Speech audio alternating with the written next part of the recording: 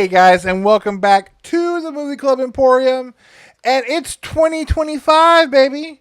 So what better way to start the new year than talking about movies from 30 years ago? I really got to plan this better.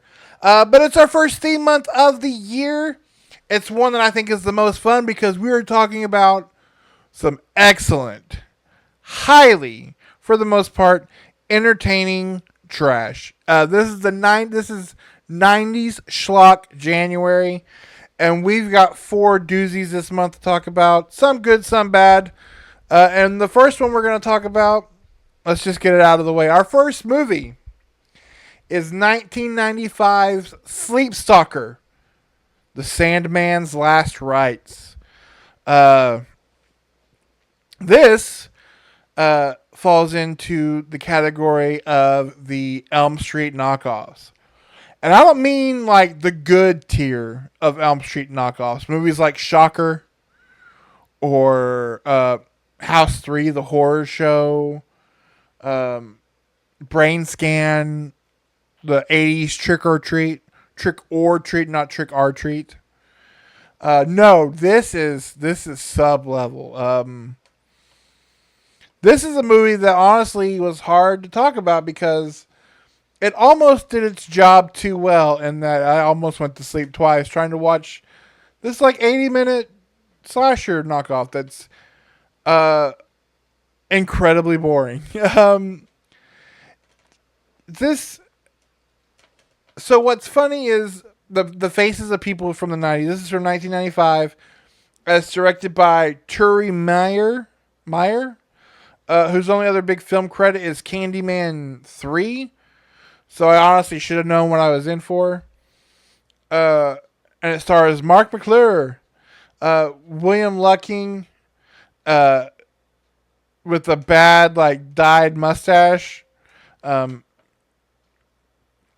William Lucking, who I loved his character on Sons of Anarchy, but he's got a terrible, terrible dye job in this movie. Jay Underwood, who was the robot kid in those like early 90's Disney movies where Alan Thicke was the dad and he was like a robot kid who, like, I don't know, went to college or played basketball or something like that. I don't know. But the movie actually starts with the actor who played Jimmy Olsen in the Superman franchise. And it was mostly, hey, it's Jimmy Olsen. Oh, there goes Jimmy Olsen. Because the Sandman, this movie starts off with a little boy surviving an attack, a home invasion by the Sandman, who is a killer who breaks into homes and kills families and then puts sand in their eye. Like, literally insult to injury. But he survives, and the Sandman is sent to prison where he is going to be executed. But he has made a deal with the devil in the form of this weird voodoo priest, a la kind of Chucky as well, as a knockoff. And so he comes back as a man made of sand, the Sandman. And so he's able to, have all the powers of sand. So he could, like, turn like coal into diamonds or whatever. I'm not sure what all those powers are. They kind of fluctuate through the movie. But he is on a quest to kill the now adult child because he is supposed to die or something. Like, the movie gets really weird into its own. Like, it starts like trying to throw this weird like world building at you in like the final act, and it makes no sense.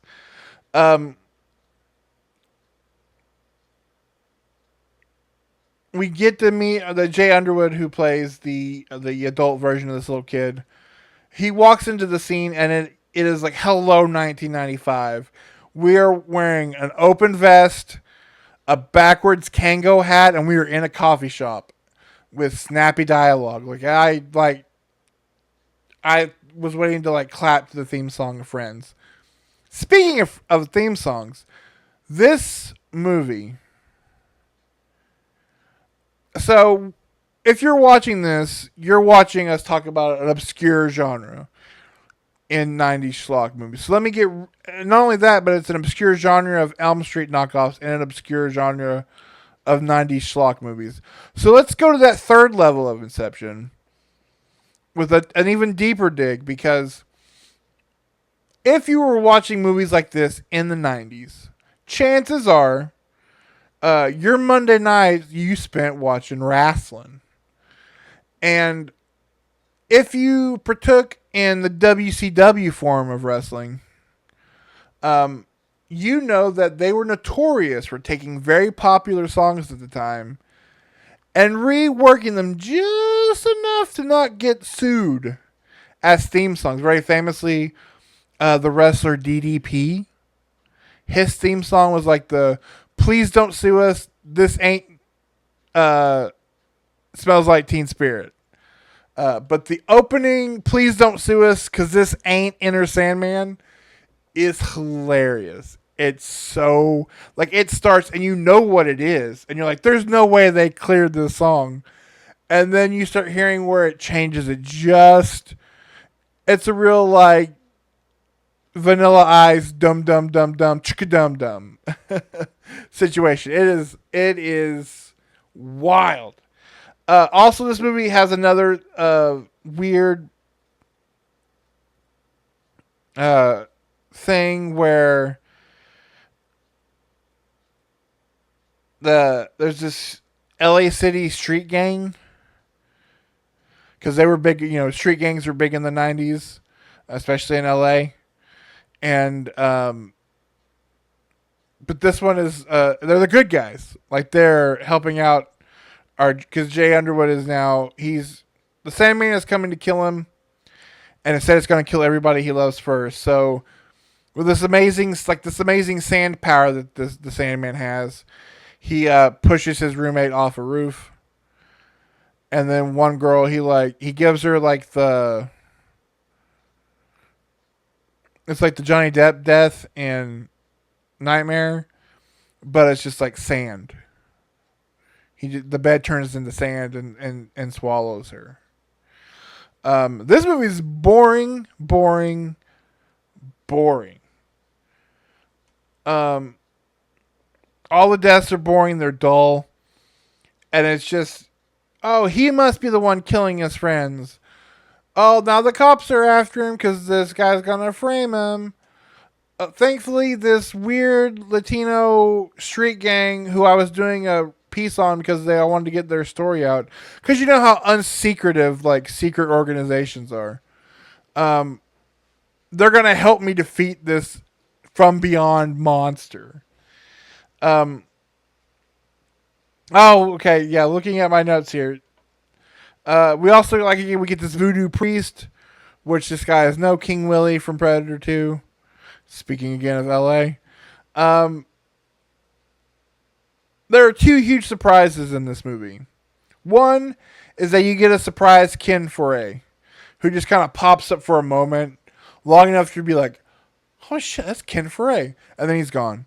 And then the other one is the reason that the Sandman has to kill this little boy is like because they're siblings, and the movie explains that in the third act. And the gall to give you like a siblings, like a Halloween 2 twist to this movie. Oh no, thank you. And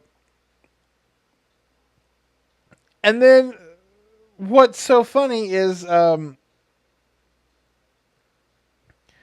how you defeat the Sandman is you have to put him in a smelt. But in a weird twist, the hero, spoilers for this like 30-year-old movie, both the Sandman and our hero die. But then this movie, on a third trip around the sun, has the gall to tease a sequel. The point is, Sleepstalker, the Sandman's last rites,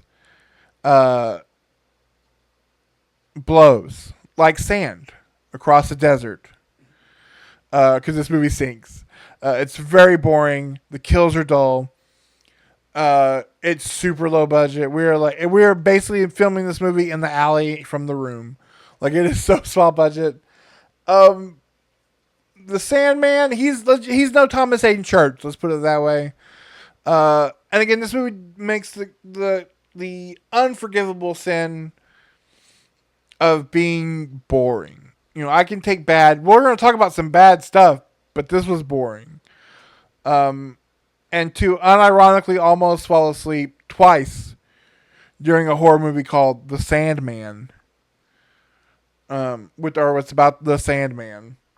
It's kind of fitting. So if you're looking if you want to dip your toe into the Nightmare ripoffs, again, any of the ones I mentioned before, shocker, watch that one because it's made by the exact same guy who made Nightmare on Elm Street. Brain Scan, the horror House 3, the horror show, is nuts. Watch that one. That one it's insane. And then, of course, if you're into to physical media, Trick or Treat got a huge new release. It's available now. It's a fun metal 80s horror movie. Watch any of those. Don't watch Sleepwalker or Sleepstalker, The Sandman's Last Rites. It is not a good movie. But you know what? Sometimes a movie doesn't have to be good. Sometimes it can just be fun. Or sometimes it can be fun and how much it tries and fails to be a mystery or sexy. Point is, next week, I'll give you a hint. We're talking about a movie that's going to star the father of one of the bigger TV stars on a big show that just ended. His father is in this movie, along with an 80s adult film icon.